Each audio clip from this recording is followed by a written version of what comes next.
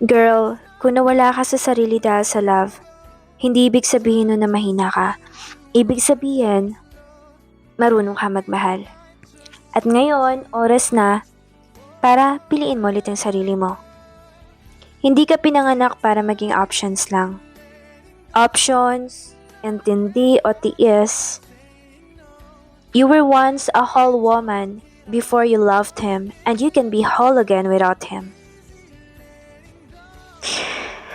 It's okay kung pagod ka, confused, at hindi na kilala yung sarili. Healing is messy, hindi yung diretso. Some days, you're strong. Some days, iiyak ka ulit, and that's normal. Remember, hindi ka nawala. Natabunan ka lang ng love na masyadong malakas para sa'yo. And now, you get to uncover yourself. Slowly, kindly, and without guilt. Choose yourself this time.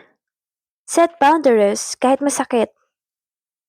Let go kahit mahal mo pa. Rest kahit may unfinished feelings.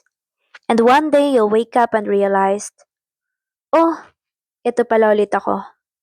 Mas tahimik, mas matibay, at mas buo. At girl, kung dumating man ulit ang love na yon, dapat natuto ka na.